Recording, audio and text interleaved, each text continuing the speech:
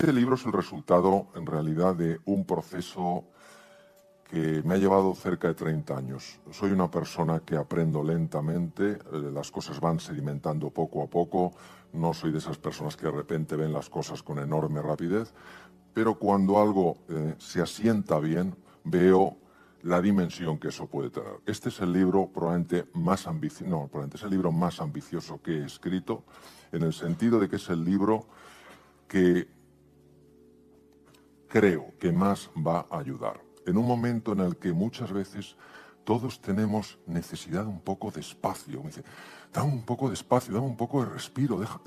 No puedo con tanta presión, no puedo con tanta cosa, no puedo con tanta obligación, no puedo con este ritmo, ¿no?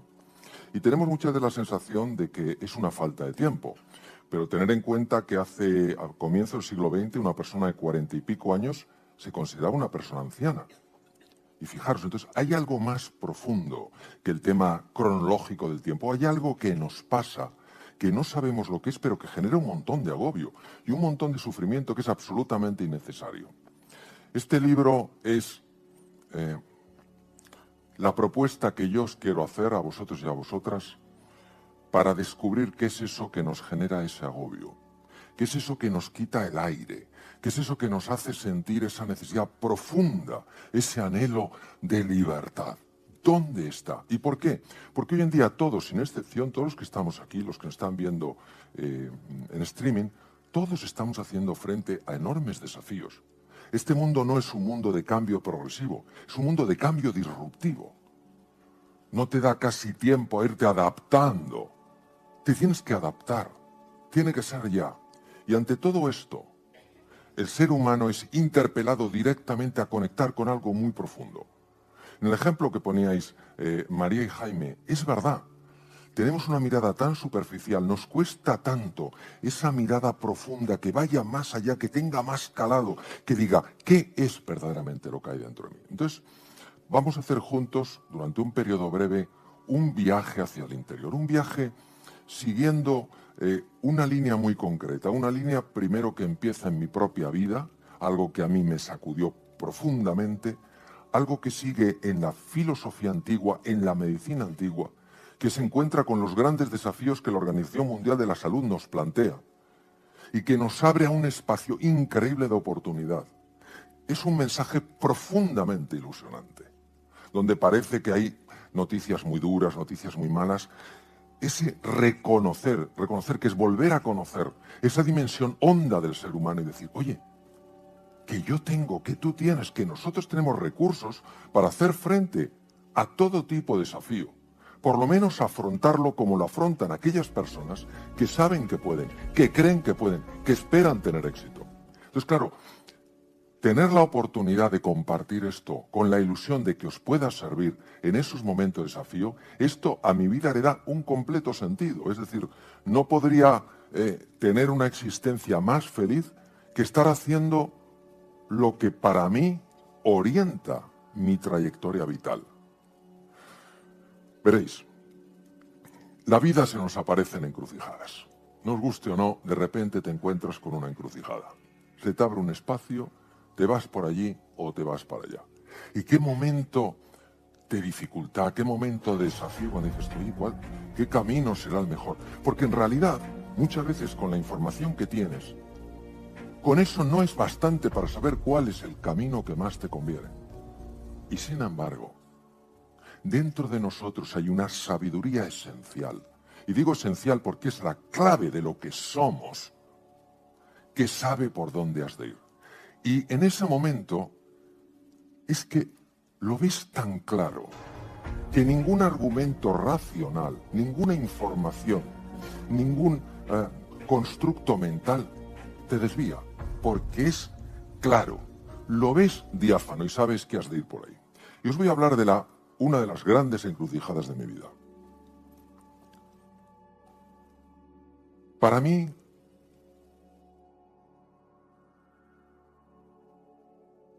Félix fue un hombre muy especial.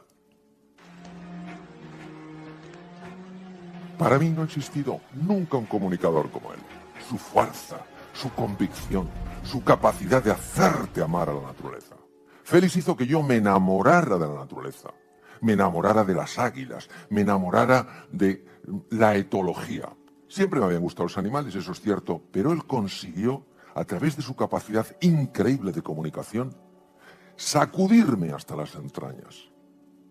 Convertirse para mí en una referencia, no solo de un impresionante comunicador, sino de un impresionante amante de la naturaleza. De que hay que cuidar de la naturaleza, que la naturaleza no es un sitio para conquistarlo, no es un sitio para dominarlo, es un sitio para vivir en encuentro, en cooperación, para respetarlo, para amarlo, porque somos parte de ella. Y tenía muy claro que yo iba a ser etólogo. Pero entonces, la vida me sacudió. La vida me sacudió como te sacude la vida, de la forma más elegante y de la forma más insospechada. Porque, claro, a nada que uno se abre a la vida, te das cuenta que la vida asombra, que la vida enamora, que la vida descoloca, que la vida desorienta, pero que tiene un marco de orientación mucho más sabio que el que nuestro intelecto tiene. ¿Y cómo me sacudió la vida? Me sacudió en un programa de televisión. Yo ya soy de la época vintage. Vintage a tope. Yo tengo 61 años y tengo mucha juventud acumulada. Es decir, cuando os pongo algunas imágenes diréis, pero qué mayor es este tío, ya lo digo yo.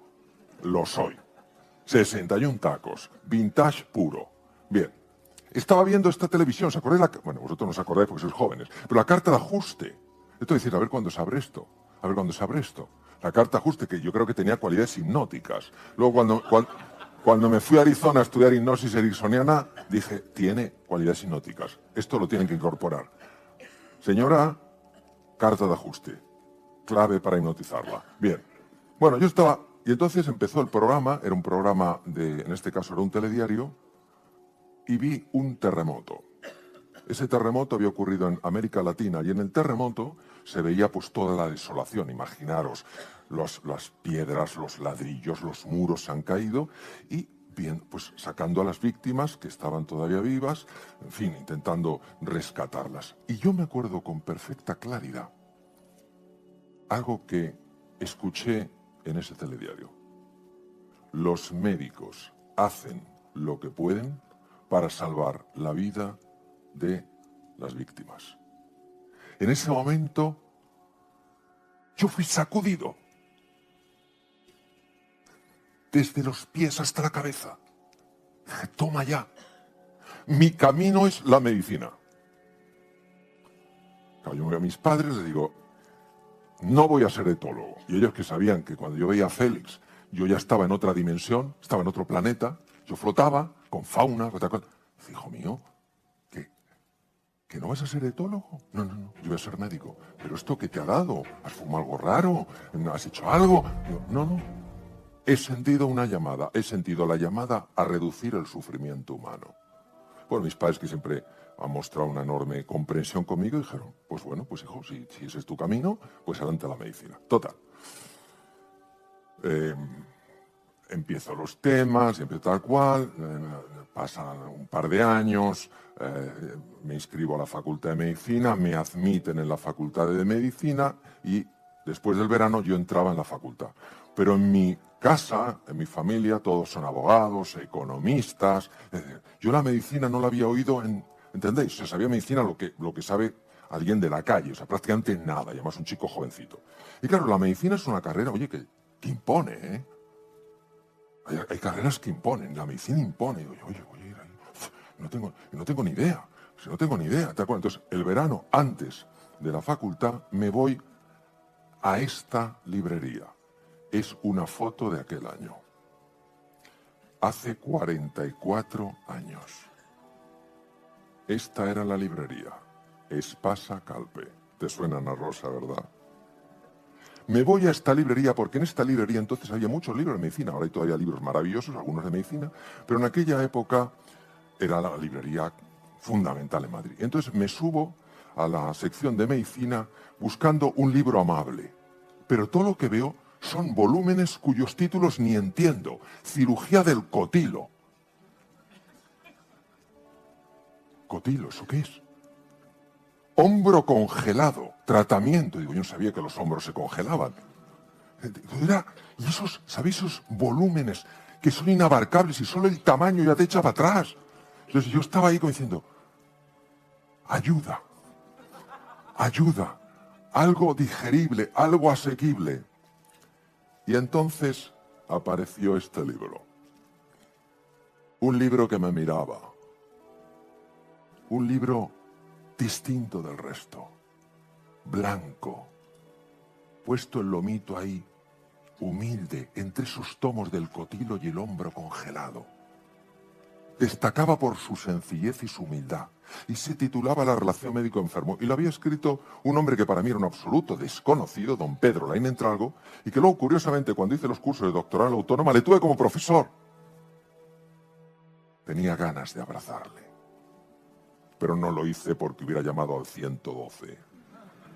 Me contuve, lo cual tiene su mérito. Bien.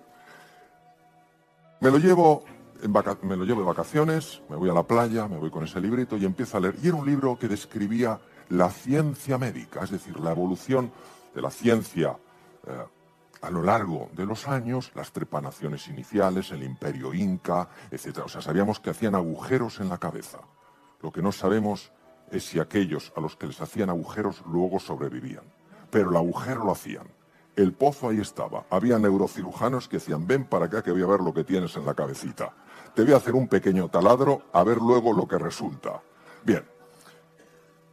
Bueno, el libro era tal, bueno, era un poco, pues eso, era una cosa progresiva, pues empieza las trepanaciones, luego la neurocirugía, en fin, todas las cosas. Pero de repente, de nuevo, algo me sacude. En ese momento descubrí que había algo muy profundo. Porque Pedro Laín Entralgo, en ese libro de Historia de la Medicina, hablaba de los médicos griegos de hace 25 siglos, de una escuela especial, la escuela de Epidauro en el Peloponeso. Y una serie de médicos que habían descubierto algo increíble, tan absolutamente increíble, que era totalmente inexplicable. Habían descubierto que en la relación con los enfermos algo se activaba que ayudaba a que mejoraran de sus enfermedades y algunos se curaran. De hecho, en los bloques de piedra tallados hay descripciones de curaciones increíbles. Ellos sabían que no era ciencia médica, porque no estaban aplicando nada especial, ni cirugías especiales, ni remedios farmacológicos especiales, y como no le podían llamar ciencia médica, buscaron un nombre maravilloso. Le llamaron el arte médico, el arte de curar a través de las palabras. Hipócrates nos llama. ¿Veis? Todo está hilado. Todo está hilado. Hipócrates se hace presente hoy en día. Bien, este es Hipócrates, el que nos llamaba. Hipócrates no fue un médico cualquiera. Hipócrates fue un médico que transformó toda nuestra comprensión de la medicina.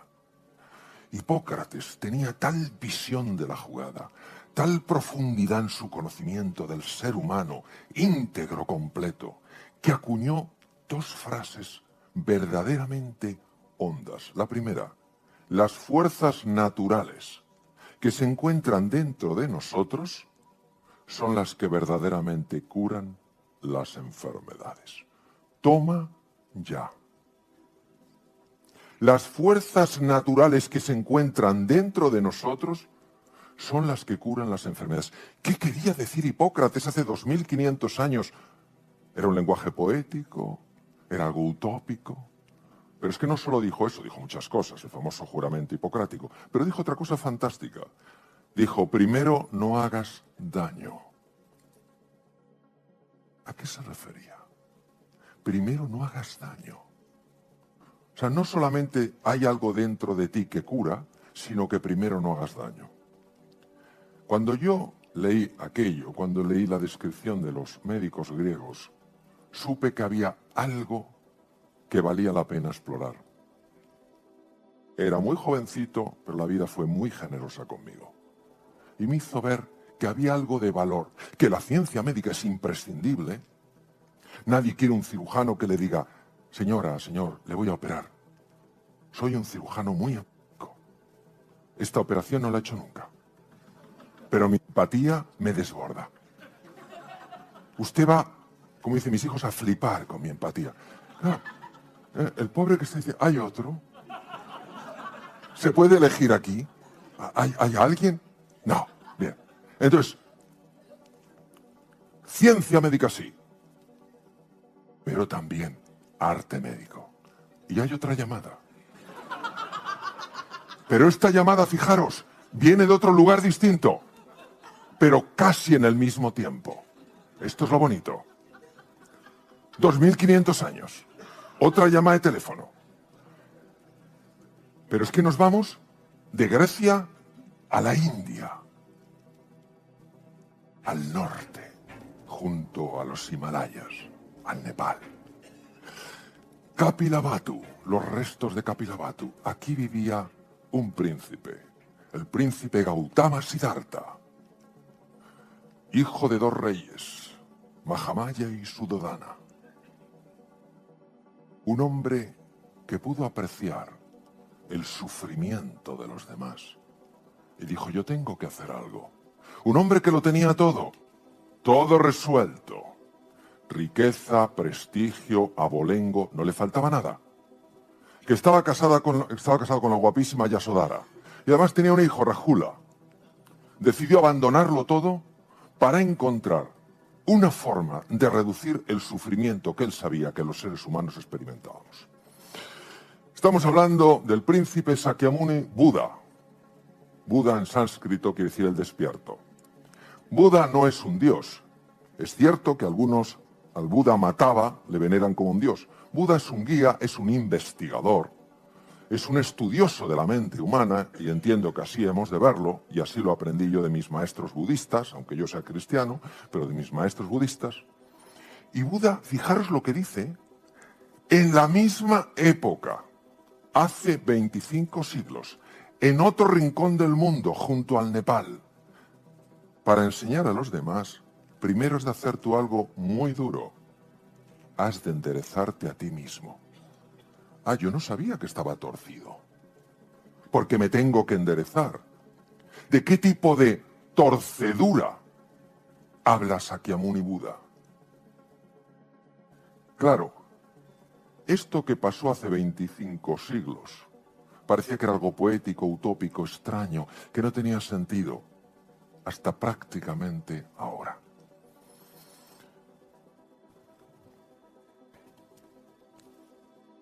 $2500 años en Grecia, Hipócrates y la escuela Epidauro, 2500 años en la India junto al Nepal, el príncipe Gautama Siddhartha, Sakyamuni Buda o primer Buda. En China aparece otro. Se completa el triángulo. Si yo digo Lao Tzu, ¿a alguien le suena Lao Tzu? Que levante la mano, yo levantaré siempre la mano, nadie estará solo. Lao Tzu, bien.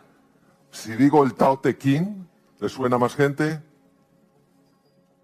Bueno, Lao Tzu es probablemente el filósofo chino más reconocido. Podríamos decir junto a Confucio, pero Lao Tzu yo creo que es de una hondura increíble. Fijaos lo que dice Lao Tzu. 2500 años.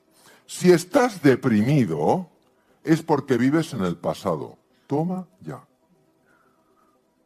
Si estás lleno de ansiedad, es que vives en el futuro. Si estás en paz, es que vives en el presente.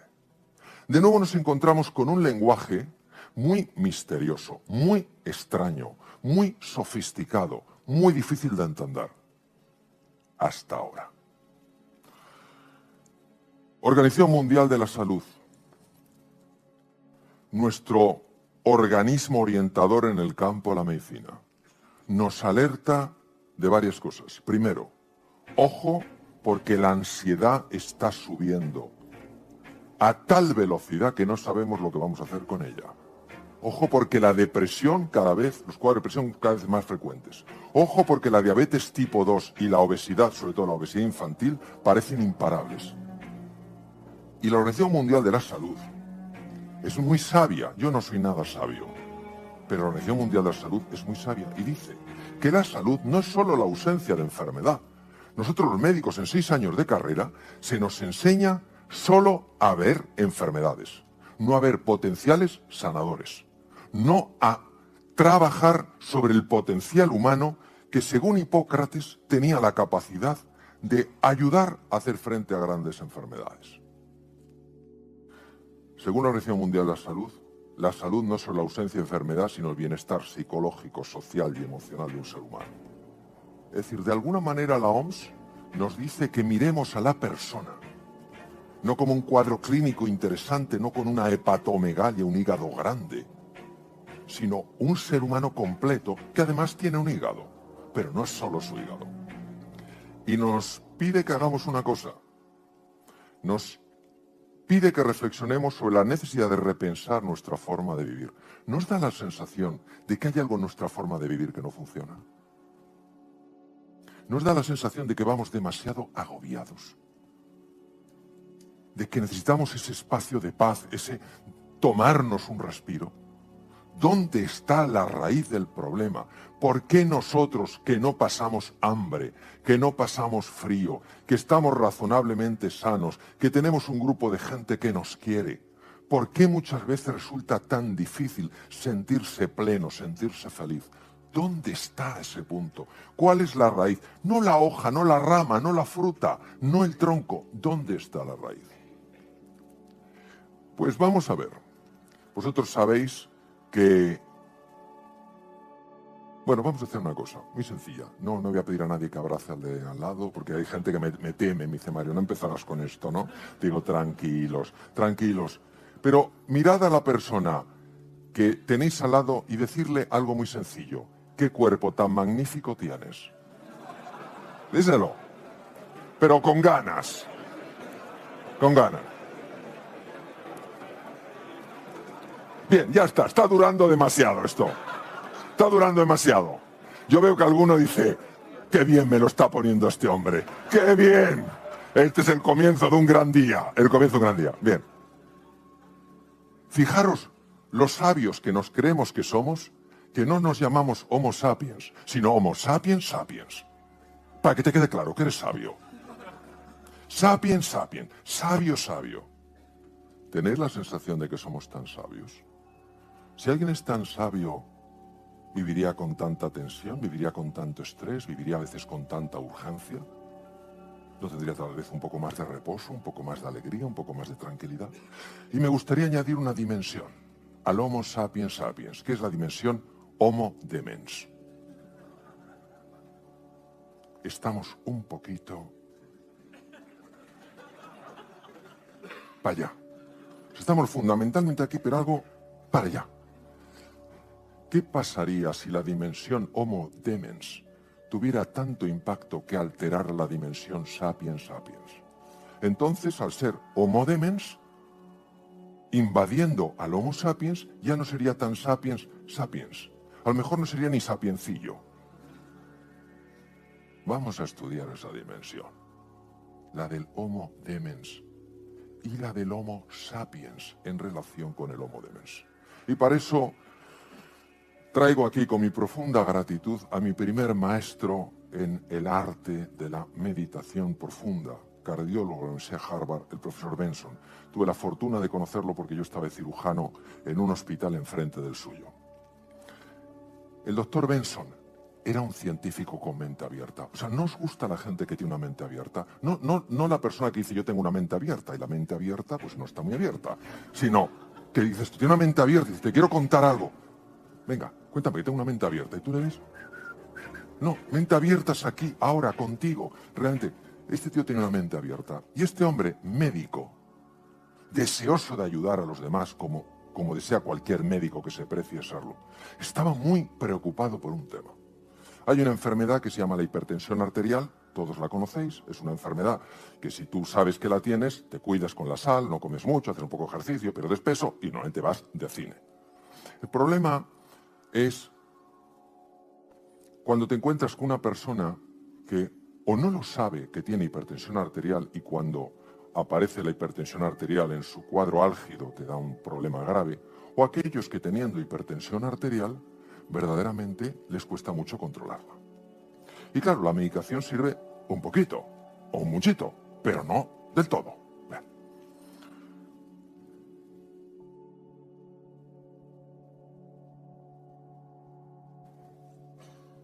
Hay muchas arritmias, alteraciones del ritmo cardíaco, que los cardiólogos no saben de dónde vienen.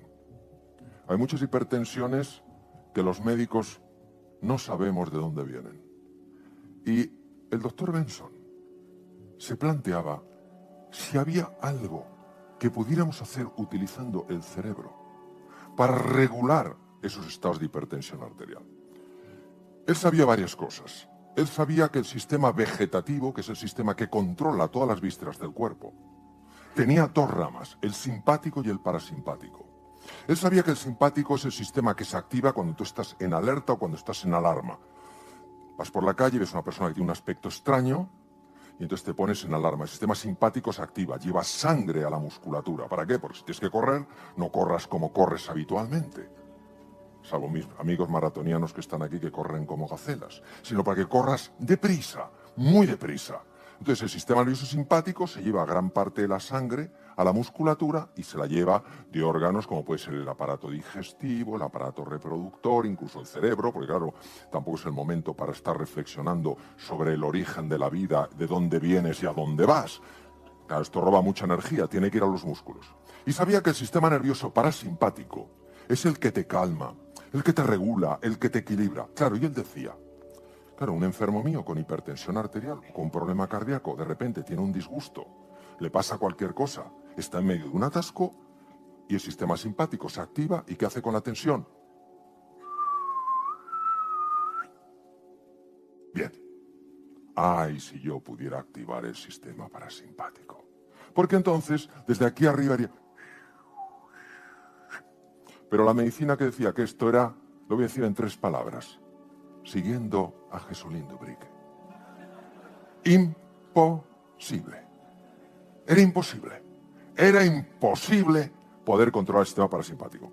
Es cierto que el gran fisiólogo, oftalmólogo suizo, convertido en investigador Rudolf Hess, en 1949 gana el Premio Nobel de Fisiología al descubrir, en eso que veis ahí, que son las láminas del libro, en el diencéfalo, que es una estructura muy profunda del cerebro, descubrir y describir los núcleos más importantes. Y entre esos núcleos está el conjunto llamado hipotálamo. Tiene el tamaño de un guisante, pero manda. Ahí lo que manda ese pequeño guisante. Bien, y dentro del hipotálamo, el gran profesor Walter Rudolf Hess descubre un pequeño núcleo, chiquitín, escondido, no asequible a la mente no preparada. Ese pequeño núcleo es el núcleo anterior del hipotálamo y le llama núcleo trofotrópico. Es el núcleo esencial para la activación del sistema parasimpático. Esto lo sabía mi maestro, Herbert Benson, pero dijo, sí, está muy bien, yo ya sé, claro, Hess gana el premio en el 49, claro, él dice, yo ya sé que el núcleo trofotrópico lo ha descubierto estudiando gatos Hess, pero ¿cómo se va a activar ese núcleo? Eso es imposible, eso no tiene ningún sentido, no hay manera de hacerlo. Y entonces pasa una cosa curiosa. Cae en sus manos un libro que describe algo que los monjes tibetanos son capaces de hacer. Monjes que ahora viven en Dharamsala, a 7.000 pies de altura en la India, después de que en 59 China invadiera Tíbet. Y estos monjes son capaces de hacer algo con el cuerpo, según es la descripción de ese libro, que la medicina tradicional diría es imposible. Pero, ¿cómo era la mente de Herbert Benson, queridos y queridas?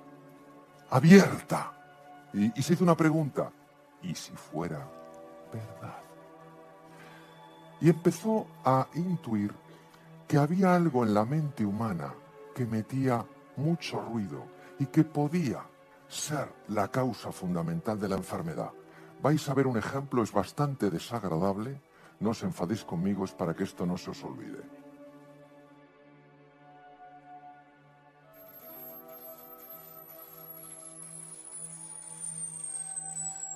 Es incómodo, ¿verdad? ¿Cuánto tiempo podríamos aguantar esto? Poco. Bien. Estos son los sonidos más desagradables que existen. ¿Os imagináis lo que es tener metido eso en la cabeza? Sin saber que lo tienes. ¿Os imagináis lo que es que cuando te levantas, no sabes por qué te has levantado de tan mal pie? Si eres una dama, ves a tu marido y dices, ¿pero qué tripa tiene? Si ayer se acostó con menos tripa. ¿Se ha dedicado a beber cerveza toda la noche o qué? O tú, marido, te levantas, ves a tu mujer que está tan guapa como siempre, sin embargo dices, ¡wow! ¿Cómo está hoy? A ver si se levanta y se maquilla. O vas y todo te molesta y todo te ofende y no sabes lo que te pasa y si hubiera algo metiendo ruido. Herbert Benson intuyó que lo que estos monjes tibetanos habían descubierto era cómo parar el ruido.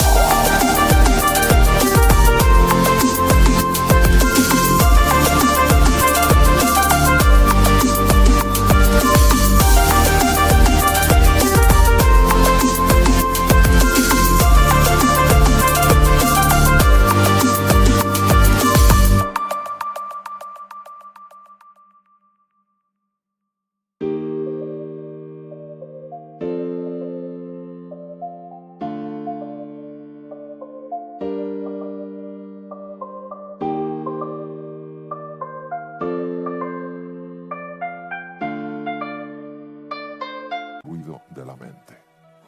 Y entonces, como era un tío abierto, exponiéndose a la ridiculización de aquella época, todo un cardiólogo de Harvard, consigue una beca del Instituto de Salud Norteamericana después de un año de conversaciones con el actual Dalai Lama, un hombre súper abierto, súper entrañable, pero en aquella época tenía muy poca conexión con el mundo occidental, consigue ir allí y hacer registros de los monjes. Y descubre, ni más ni menos, que los monjes saben cómo activar el núcleo trofotrópico del hipotálamo. Con una técnica que está en el libro, se llama respuesta-relajación, que allí se llama Zumo, es un yoga de la respiración. Dice, esto es la pera. Me lo tengo que llevar a Boston. Se lo lleva a Boston y empieza a hacer registros de lo que pasa con condiciones muy complejas y sofisticadas de investigación con las personas que aplican este ejercicio sencillamente para no quedar envueltos en este ruido tan desagradable que ni siquiera sabe que tienen. ¿Y con quién lo hace? Con sus enfermos. Esos enfermos a los que él tanto quería. Sus enfermos hipertensos, cardiópatas, etc. Y empieza a observar cosas curiosísimas. Empieza a observar que algo tan sencillo, pero tan contraintuitivo, reduce la tensión arterial, hace que después de la cirugía cardíaca tengan menos arritmias. Dice, esto es un profundo descubrimiento. Y entonces lo publica y empieza a extenderse, etcétera, etcétera, por todas partes. Bien. ¿Cuál es el problema nuestro? ¿Dónde está el Homo Demens? Mirad. El Homo sapiens sapiens es aquel que cree que la vida, como decía mi queridísima amiga María de Villota, la vida es un regalo. Sabe que la vida tiene sus dificultades, pero que la vida nos quiere, que la vida nos ama, que la vida desea nuestro triunfo. Pero también tenemos la parte del Homo Demens, que cree que su mundo mental está por encima del mundo real. Es nuestra arrogancia, nuestra soberbia, nuestra prepotencia, nuestro deseo de control, de dominio del otro, de invasión de espacios, de no bastarnos nada, de querer más y más, no con una ambición sana, sino con una ambición absolutamente fuera de todo sentido. Y claro, cuando este mundo mental alterado, que genera ruido, se colapsa con el mundo real, uno se siente amenazado, vive angustiado, vive alborotado y cree que el problema es del mundo real y no se cuestiona que a lo mejor el problema es de su mundo mental. Esta es la curva de los doctores Yorkis y Dodson, también en Harvard, que demostraron algo fascinante. En esta lámina del libro vemos lo siguiente. Fijaos qué curioso. Todos necesitamos un nivel de presión para tener un nivel de eficacia, tomar buenas decisiones, analizar las cosas bien, ser creativos, analizar las consecuencias de algo que vamos a hacer. Todos necesitamos eso. Pero fijaros que cuando la presión pasa de un nivel, el performance, el nivel de rendimiento baja radicalmente. Muchas personas creen que esto es debido a que les falta capacidad. Y ante un desafío, un examen, opositores, por ejemplo, presentar un proyecto, hacer frente a una dificultad, cuando ven que no pueden, creen que no pueden porque no tienen lo que hay que tener para poder. No se dan cuenta de que la parte demens está con su ruido perturbando sus facultades.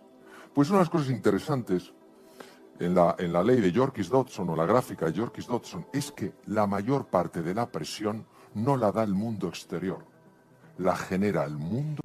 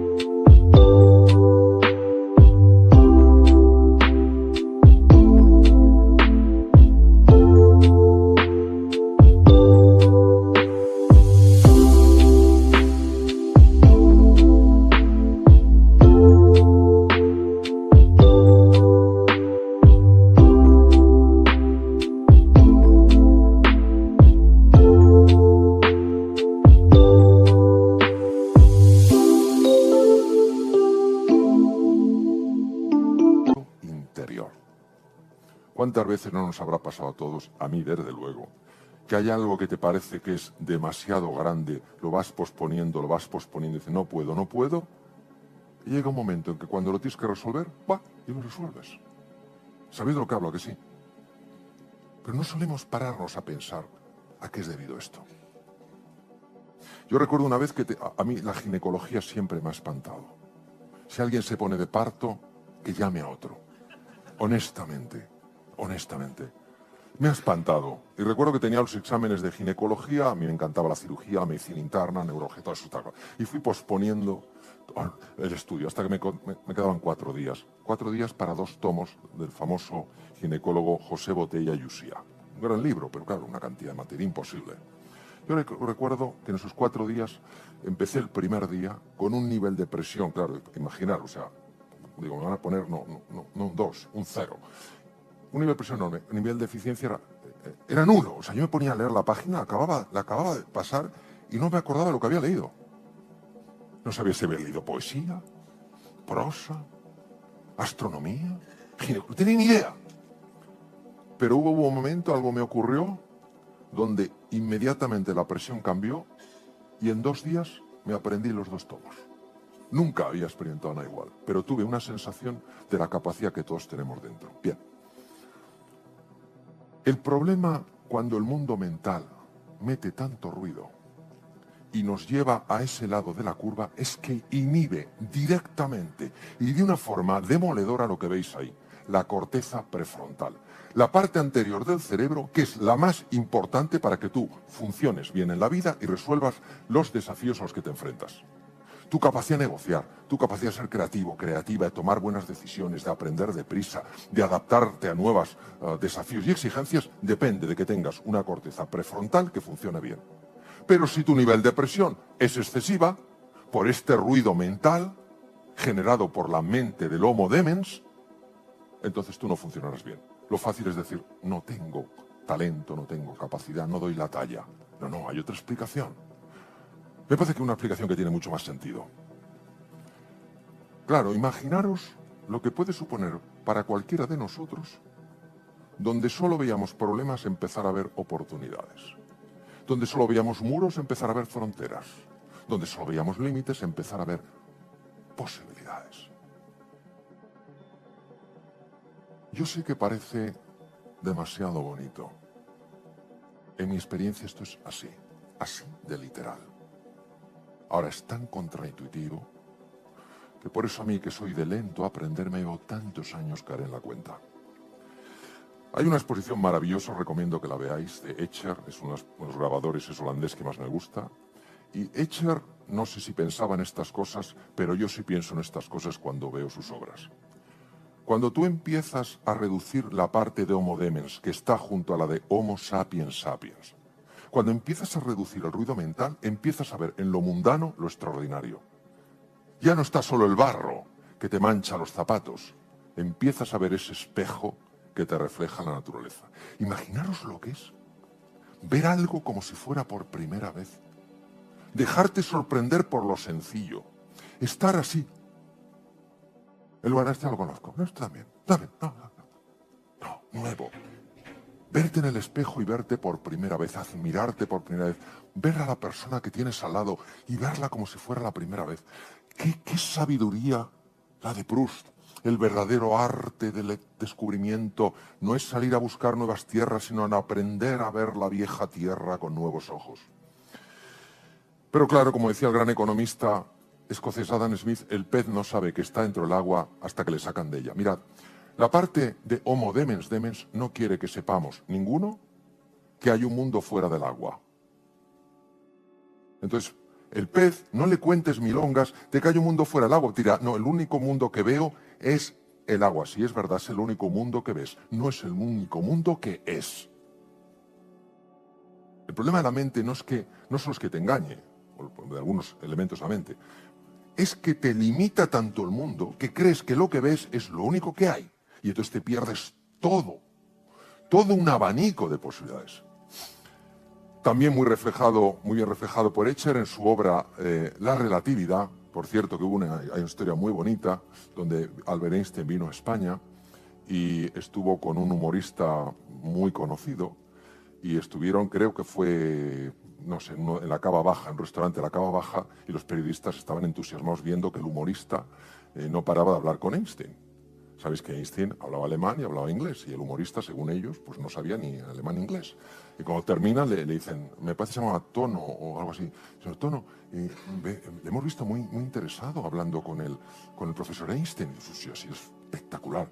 Dice, pero perdón, ¿usted habla alemán? No tengo ni idea. ¿Y habla inglés? Tampoco. Dice, ¿de qué han hablado? De que todo es relativo. Bien, entonces, ¿qué pasa? Que en nuestro mundo mental cada uno ve una faceta de la realidad y pensamos que eso que vemos es lo único que hay. No, el mundo real incorpora todos los puntos de vista. Qué riqueza, qué maravilla. Y bueno, esto es una cosa maravillosa, es decir, si podemos vivir en 3 dimensiones, ¿por qué vivir en 2? ¿Por qué vivir en 2 si puedes vivir en 3? Esto es lo que ofrece este trabajo, estas prácticas, estas enseñanzas. Ayudarnos a conectar verdaderamente con lo que somos. No solo con el envoltorio que rodea el cofre, sino lo que verdaderamente contiene el cofre. Porque en el fondo todos libramos batallas, más o menos difíciles, más o menos largas, más o menos costosas. Pero las guerras se ganan dentro. Mis buenos y queridos amigos maratonianos, que tengo aquí unos cuantos, en alguna ocasión que hemos hablado de ello, me han dicho claramente lo siguiente: lo más importante es cómo estás en la línea de salida, ¿verdad, Jaime? Tú que vas varias veces a Nueva York, es cómo estás en la línea de salida. Hay personas que están en la línea de salida y ya saben que no llegarán. Claro, no llegan. ¿Veis? No llegan. Y aquellos que saben que pueden llegar, consiguen llegar, como sea, de la manera que pueden, pero llegan. Pues es lo mismo.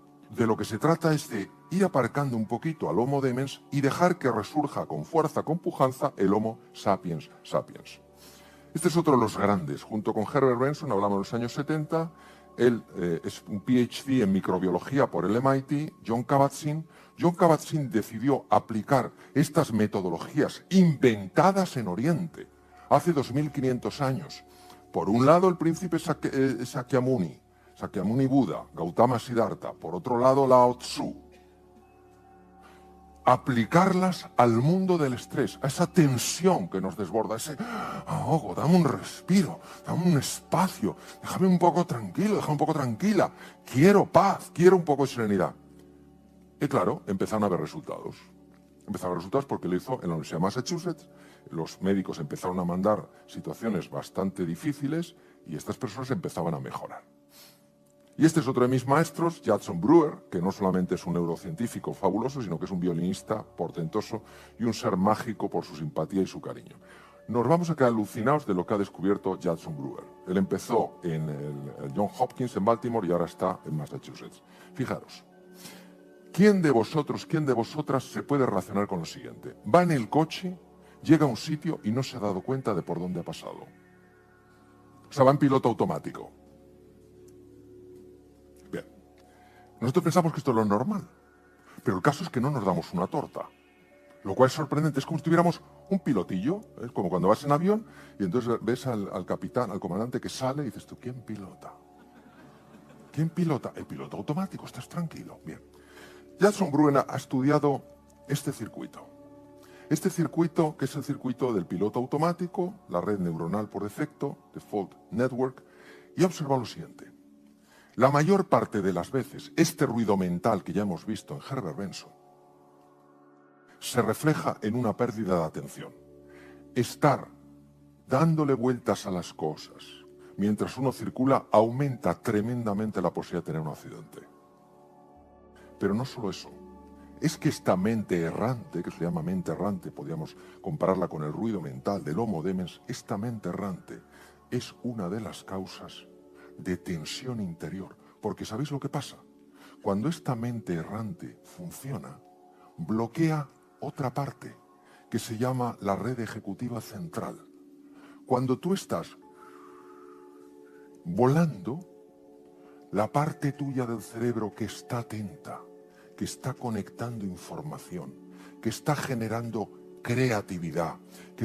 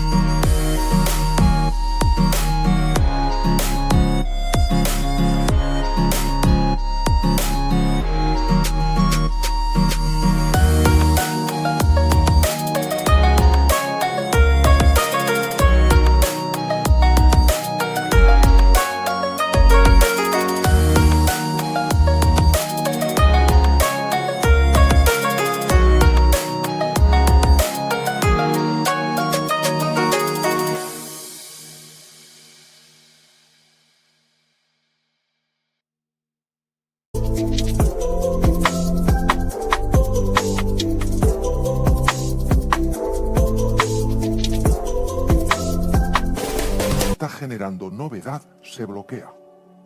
Por eso, una de las grandes aplicaciones del mindfulness es en los problemas de déficit de atención, que van creciendo a lo bestia. Porque claro, esta red lo que hace es que estemos permanentemente inatentos. ¿No veis la falta de atención que hay? Yo tengo muchos amigos abogados, algunos están aquí, que me dicen, mira Mario, el problema es que le das hoy en día a una persona más joven, un millennials, un documento para leer y a las 10 páginas ya no puede porque vivimos entre pantallas.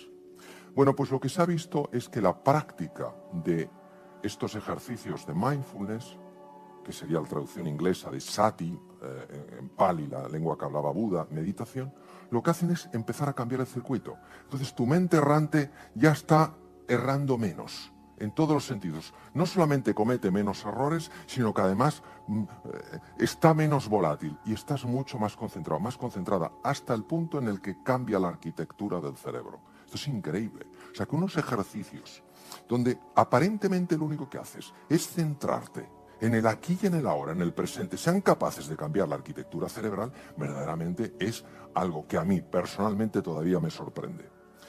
Sara Lazar, del hospital de Massachusetts, que pertenece también a la Universidad de Harvard, ha trabajado mucho viendo qué pasa en las personas, en el cerebro de cualquiera de nosotros, cuando nos vamos entrenando en este tipo de prácticas, que lo que hacen es reducir el impacto que el Homo demens tiene en nosotros, reducir el ruido mental. Ella ha trabajado una estructura preciosa, la vais a ver, este es el encéfalo, es una resonancia real, y en un momento determinado parte del tejido desaparecerá y veréis una estructura. Ella ha trabajado mucho en esta estructura, que en cuanto aparezca, os la mostraré, aparecerá en colores, es el hipocampo, por su forma de cabello mar. Se ha visto que las personas que practican estos ejercicios aumentan el grosor del hipocampo. Ahora me dices, bueno, Mario, yo soy una persona práctica. Yo no quiero ir por ahí diciendo, ¿qué tal estás? Pues mira, con un hipocampo, que es una pasada. Yo no quiero fardar de eso. Yo lo que quiero es que me sirva. ¿Para qué me sirve el hipocampo? Bueno, el hipocampo te sirve para mucho. ¿Quién quiere mejorar la memoria? ¿Ah? ¿Quién quiere mejorar su control del miedo? Oh. ¿Quién le gustaría mejorarse a sí mismo? Es decir, reinventarse, transformar la propia arquitectura del cerebro, haciendo que nuevas experiencias lleven también a nueva forma de vivir. Todo eso lo hace el hipocampo, no está mal. Pues se ha visto, Sara Lazar lo ha demostrado, cómo las personas, y no estamos hablando de, no, cuando llevan, como mi querido amigo Mathieu Ricard, miles y miles y miles de horas de entrenamiento, no. En unos pocos meses ya se puede registrar un aumento del grosor del hipocampo. Damas y caballeros, esto es la locura. Lo he dicho en alguna ocasión. Cuando yo estudié medicina, 6 años de carrera, en tercero, la profesora de psicología clínica me dijo, dijo a la clase, que a los 7 años la personalidad estaba totalmente hecha. Y yo tenía 19. A los 7 está ya fija. Y yo dije, esto es demasiado. Yo esto no lo puedo absorber. Esto, ni con un bote de Valium. Digo, no puede ser. Entonces esperé a que terminara la clase y dije, profesora, vamos, quiero hablar con usted. La mujer un poco distante y dice, ¿qué le pasa? Digo, no, pues que estoy un poco confundido, porque me parece que ha dicho usted que a los 7 años la persona está totalmente definida, pero seguro que no la ha entendido bien. Oye, me miró y me dijo, ha entendido usted perfectamente. A los 7 años la persona está totalmente hecha. Le dije, oiga, profesora, es que yo tengo 19 años y quiero cambiar muchas cosas de mi vida. Me miró y me dijo, es tarde. Menos mal que no me lo creí. Imaginaros un hombre de 61 años que se ha quedado en los 7. Bien. La capacidad de cambiar la arquitectura del encéfalo, la capacidad de cambiar su estructura a través de unos ejercicios que lo único que hacen es parar al Homo demens, el ruido, es algo que a mí todavía me sobrecoge. Otro de mis queridísimos maestros, una persona de una talla humana extraordinaria, Richard Davidson. Richard Davidson ha demostrado algo. ¿Cómo deciros? No me parece que pueda la ciencia expresar algo más hermoso que lo que este hombre y su equipo desde el Weizmann en la preciosísima ciudad de Madison, Wisconsin, ha demostrado. Que el amor es capaz de reestructurarte el cerebro. Que el amor no es una cosa blandita, azucarada. ¿Cuánto me amas? Mucho.